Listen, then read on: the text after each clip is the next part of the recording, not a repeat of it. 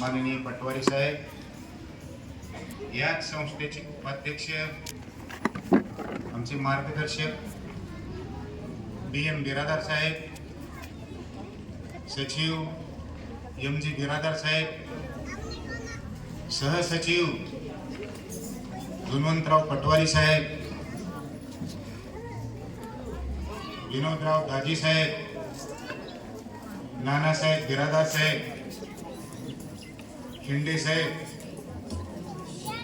देवीदास कोनराव साहेब, विनोद दाजी साहेब, शशिराव पांडे साहेब, रामरावजी बिरादार साहेब, प्रफुल्ल पाटील साहेब व या कार्यक्रमाला प्रमुख पाहुणे म्हणून लाभलेले बापूरावजी राठोड साहेब यांचे चिरंजीव अमितजी राठोड साहेब आणि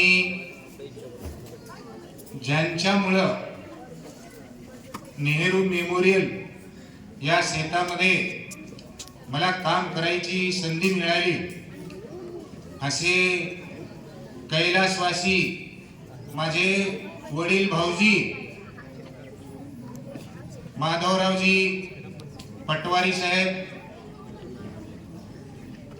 बीबी तोंडारकर साहेब, कैलासवासी उमाकांतरावजी बारोळे साहेब, जीजी बिरादार साहेब, आपल्या गावचे सुपुत्र राजेंद्रजी पाटील साहेब, बाबाजी खिंडे साहेब, गावचे सरपंच कोचवाड साहेब, उपसरपंच ताई साहेब, आमच्या संस्थेचे सदस्य प्रभाकरजी दाजी साहेब, आम्हाला नेहमी आमच्या शाळेमध्ये येऊन विरंगुळा घालणारे आनंदरावजी दाजी साहेब, माजी मुख्याध्यापक, माझे सहकारी आणि माझे नेहमीचे मार्गदर्शक सेवानिवृत्त मुख्याध्यापक बिरादार MU साहेब, सर्व या गावातील माझे प्रेमी रसिक, माता बहिणी, बंधू भगिनी, माझा कर्तव्यदक्ष असा शिक्षक वृंद, माझे सहाय्यक सहकारी जे की मला माझ्या शाळेची तपासणी असेल किंवा SSC ची परीक्षा चालू आहे, स्क्वॉड आलेला आहे, भरारी पथक आलेला आहे, या ठिकाणी मी आवर्जून त्यांना सांगायचो तुम्ही एक काम कमी करा पण माझ्या या कठीण प्रसंगामध्ये शाळा सोडू नका, असे मला पूर्ण वेळ सतत कामामध्ये माझ्या कठीण प्रसंगामध्ये मला मदत करणारे माधव पाटील, वामन सुरनार, निवृत्ती पांचाळ, ज्ञानेश्वर कोचवाड, सर्व माझे सहकारी या गावातले मला ज्यांनी पित्याचं प्रेम दिलेले सर्व सन्माननीय मान्यवर उपस्थित विद्यार्थी विद्यार्थिनी बंधू आणि भगिनी, मी या शाळेमध्ये 1/7/1988 ला रुजू झालो. जाहिरात आली, मी महादेव पटवारी साहेबांचा एक लाडका मजूर कामगार, कॉलेज करत असताना काम करायचो मी, आणि ज्या वेळेस आपल्या गावाची जाहिरात आली त्यावेळेस पटवारी साहेबांनी डोंगरगावला आले आणि यादवजी वाघमारे यांना पाठवले रेजा रेहारीला बोलवला. मला वाटतं कुठल्या तरी आणखी काम निघालेलं आहे. मी पळत आलो. डोंगरगावच्या पाटील साहेबांच्या घरी ते बसलेले होते. त्यांनी सांगितले या तारखेला तिथं इंटरव्ह्यू आहे आणि जा. मी म्हणालो साहेब काहीतरी चिठ्ठी द्या. त्यांनी साहेब सांगू नका म्हणले होते पण मी सांगतो कारण माझं राहून आलं. माझी चिठ्ठी तर घेऊन जाऊच नको पण माझं नाव बी कोणाला सांगू. मी सांगितलं चिठ्ठी बी घेऊन जाऊ नका आणि नाव बी सांगू नका. हे माझ्या मनाला सांगितलं कारण बोलण्याची हिंमत नव्हती माझी. मग तिथून सरळ गिरला आलो. माझी आणि पटवारी साहेबांची थोडी थोडी ओळख होती. केव्हाची ओळख? हाट जाव बाजू आया तराजू. ज्यावेळेस बापू राठोड साहेब नेते होते आम्हाला सर्व बंजारा समाजाचे जेवढे बी आम्ही शिक्षण घेत असताना जेवढे विद्यार्थी कॉलेजला होतो त्यांचा त्याने ग्रुप केला होता आणि त्यावेळेस आम्ही प्रचारक होतो. जिथं जिथं तांडे आहेत तिथं तिथं आम्ही प्रचाराला जायचो पण हिंमत नाही. मग राठोड सरांना सांगितलं आणखी कोण आहे. मी हळूच कारण NSS चा उदयगिरी कॉलेजचा मी पहिला विद्यार्थी म्हणून मला लातूरला पाठवलेले होते आणि बीबी तोंडारकर तिथं आम्हाला येऊन मार्गदर्शन केलेलं. पहिले डोळे सर आणि दुसरे बीबी तोंडारकर सर. मग राठोड सरांना सांगितलं सर तोंडारकर सर म्हणून एक आहे आणि त्यांच्याशी तरी भेटू. त्यांनी सरळ एका शब्दात सांगितले कुणाला भेटायची गरज नाही. इथं तुझा इंटरव्ह्यू जर चांगला गेला तर 100% तुला घेतात आणि इंटरव्ह्यू जर नाही चांगला झाला तर कुणाला भेटायची गरज नाही. पटवारी साहेबाला सुद्धा भेटायची गरज नाही. फक्त इंटरव्ह्यूला जा. माझं कोणीच नाही रे पण नाही नर्वस झालं. तर हे मुलाखतीला आलो. माझे सहकारी ज्याने आज इंग्रजी विभाग प्रमुख आहे आणि जे हिंदी विभाग प्रमुख आहेत ते विद्यार्थी होते त्यावेळेस. आज हयात खिंडे गुरुजी आहेत. NR गुरुजी म्हणजे MD पटवारी सुद्धा विद्यार्थ्याच्या वर्गामध्ये येऊन म्हणजे बसले आणि माझा पाठ सुरू झाला. मी शिकवलं. मी कसं शिकवलं मला माहित नाही. मग लगेच त्यावेळेस ते फिरवायचं म्हणजे गोल रिंग मोबाईल आपला ते काय फोन. लगेच बीबी तोंडारकर सर हौगी स्वामी कॉलेजमध्ये होते आणि SD गुरुजीने त्यांना बोलले मला सांगितलं तुम्ही बाहेर जावा. मग काय तोंडारकर सरांशी बोलले मला माहित नाही आणि लगेच मला पेगंबरे मामा म्हणाले हरी कोण आहे. मीच आहे. तुम्हाला जाऊ नका. तरी मला खरं वाटलेलं नाही. तर पटवारी साहेबांनी मला सांगितलेले होते तू रिटायर जरी झालास तर माझं नाव सांग. कसलंही संकट आलं तर वेगळ्या मार्गाने माझ्याकडे ये पण माझं नाव सांगू नको. पण बीबी तोंडारकर मुळे माझं या नेहरू मेमोरियल हायस्कूलमध्ये मला सेवा करण्याची संधी मिळाली आणि ही संधी पुढे मी काम करत असताना एवढंच राठोड सर पण सांगितले एकच काम करायचं. आपल्याला नोकरी मिळाली म्हणून आपण राजा झालो नाही. आपण लवकर जायचं अर्धा तास आणि 1 तास उशिरा यायचं. आपल्याला जेवढं चांगलं करता येईल करायचं. आपल्याला शेत नाही घर नाही दार नाही आपण काय करणार कुठे जाणार. त्यांच्या मार्गदर्शनाने मला जेवढं शक्य आहे ते मी काम करण्याचा प्रयत्न केला. हा प्रवास माझा सहशिक्षकाचा सन 2016 पर्यंत ME बिरादर साहेब सेवानिवृत्त झाले आणि ME बिरादर साहेबांनी सांगितले पुढे कसं करता. आपली संस्था ही नियमानुसारच ऑर्डर देत असते. मी मला काय करते. बिरादर साहेबांनी सांगितले तुम्ही आपल्या संस्थेला तुम्ही ओळखलेच नाही.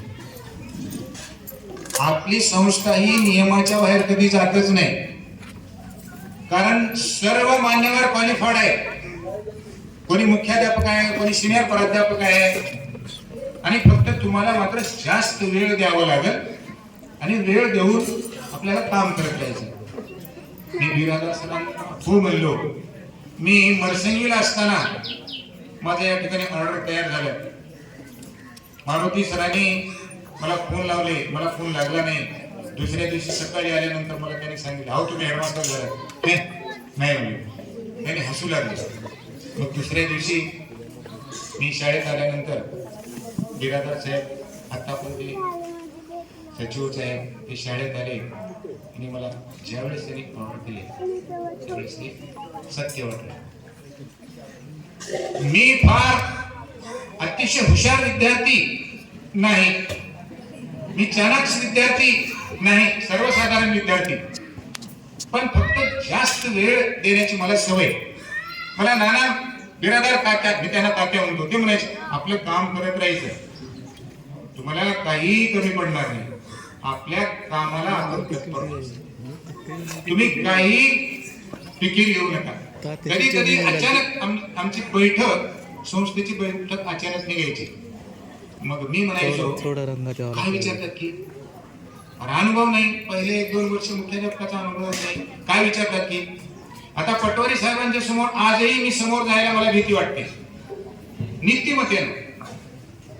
कारण मला त्याने वडील भावाचं आर्थिक दृष्टिकोनातून या सर्व बाबी सांभाळे. एक सांगता राहिलं, मी या ठिकाणी शाळेमध्ये रुजू झाल्यानंतर SB बिरादर साहेब आणि बीबी तोंडारकर साहेब माझ्या खोलीवरती आले. खोलीवरती आल्यानंतर बसा साहेब बसा म्हणून मी माझी चादर अंतरत होतो. नाही आम्ही बसत नाही. आणि लगेच तोंडारकर सर मला म्हणाले तुम्ही 4 वाजता माझ्या घरी. वर महाडीमध्ये घर होतं. मला वाटलं आता दुसरं काय विचारतात म्हणजे काय, डोनेशन काही मागतात ते की. मग दिवसभर मी शाळा पूर्ण केली आणि 4 वाजता भीत साहेबांकडे गेलो. त्याने मला 1000 रुपयाचं चेक दिले आणि सांगितले सिद्धेश्वर बँकेमध्ये जाऊन पैसे उचलून घ्या आणि तुम्हाला जे साहित्य लागतं ते करा. प्रत्येक महिन्याला मला त्यावेळेस जसं मी मागितलो तशा पद्धतीनं मला 1000, 500, 2000 संस्थेने मला माझी पगार 18 महिन्याच्या नंतर सुरू झाली.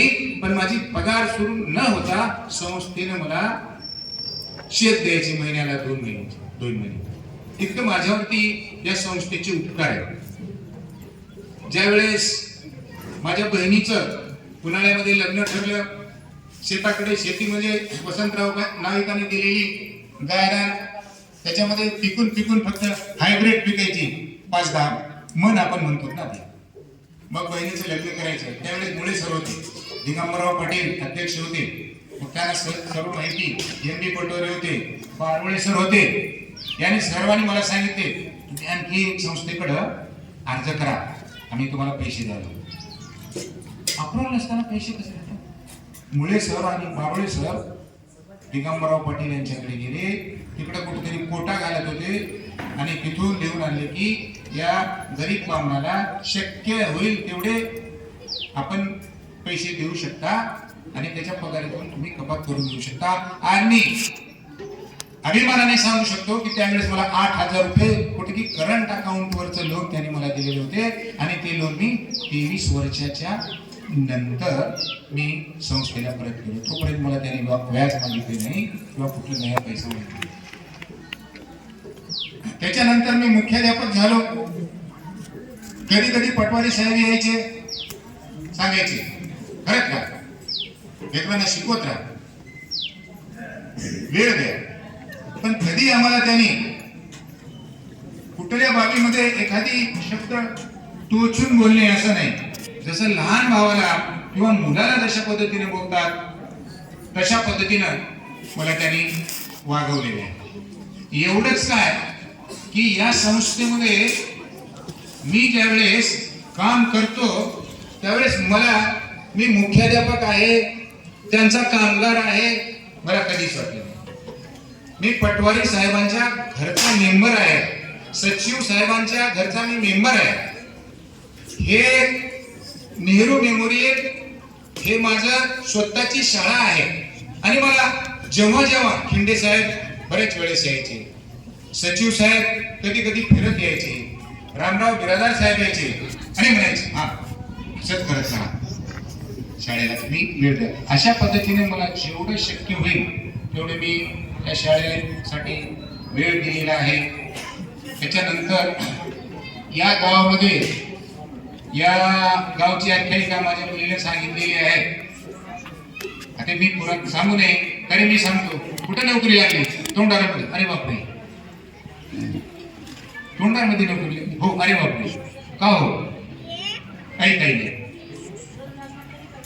मग ज्या वेळेस मी 1-1.5 वर्षाच्या नंतर मारुती बिरादार माजी मुख्याध्यापक यांच्या सहवासामध्ये जवळजवळ 70% लोकांची ओळख झाली. कैलासवासी के.बी. गुरुजी माझे वडील, मला वडिलाचं त्याने प्रेम दिलं. मला म्हणायचे पैसे आहेत सर, कुठे कापा आहेत. ज्या वेळेस माझी पगार झाली, किती आले पगार? 800 रुपये, 300 रुपये माझ्याकडे, 500 रुपयावर तुम्ही दिवस काढा. आणि पुढच्या पगारीवर त्याने 300 रुपये घेऊन मला 1 ग्राम, 1.5 ग्राम, 2 ग्राम सोने घेऊन. बारोडे सर म्हणायचे त्यावेळेस, म्हणजे 100 रुपये पट्टी म्हणजे फार मोठी पट्टी त्यावेळेस.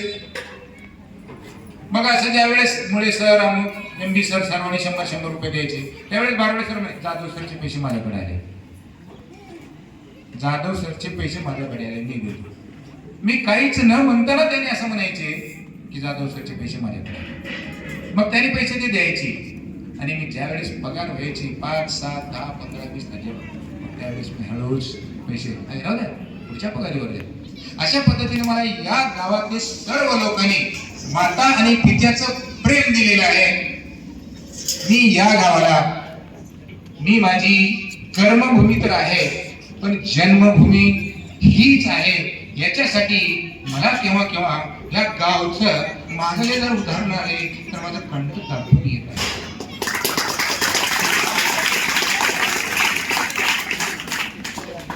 एवढंच नव्हे तर ज्या वेळेस आमच्या संस्थेच्या मीटिंग व्हायचे त्या वेळेस पटवारी साहेबांना कसं कळाले मला माहित नाही, हे घाबरते. काही बी विचारल्यानंतर ते जाधव सर घाबरते. मला कधीच त्याने कुठलं विचारले बी नाही आणि जास्त मला त्याच्या मीटिंग मध्ये येऊ दिले. काय विचारणार? माधव पाटील बी म्हणायचे तुम्ही बसा, मी घाबरतो. मी सर्व पद्धतीनं सर्व प्रश्न सोडतो. आणि इथपर्यंत मला जवळजवळ मुख्याध्यापक म्हणून 7 वर्षे आणि माझी पूर्ण सेवा 35 वर्षे 4 महिने हे तुमच्या प्रेमी अंतःकरणामुळं, या संस्थेच्या खूप खूप प्रेमामुळं माझी 35 वर्षे, आज सांगायला 35 वर्ष वाटत आहे, पण साहेब 35 वर्षे म्हणजे मला 15 ते 10 वर्ष वाटत आहे की मी असलं जीवन आता मला घालायला मिळणार नाही. मी काय करू आणि काय नको असं मला झालेलं आहे. या गावचे मला कोटी कोटी उपकार आहेत. मी ज्या ठिकाणी 500 रुपये मागितले होते तिथं 5000 मिळाले, 5000 मागितले होते तिथं 50,000 रुपये मिळाले. एक नक्की उदाहरण आहे. माझी मुलगी पवित्र पोर्टे म्हणून कोर्टेकर साहेबांच्या संस्थेत त्यांचं सिलेक्शन झालं. अचानक त्यांनी सांगितले की अमुक एवढे रुपये घेऊन. संध्याकाळी 4 वाजेपर्यंत 5 लाख रुपये भरले तर ठीक, नाही तर दुसऱ्या मुलाला चाल. मी या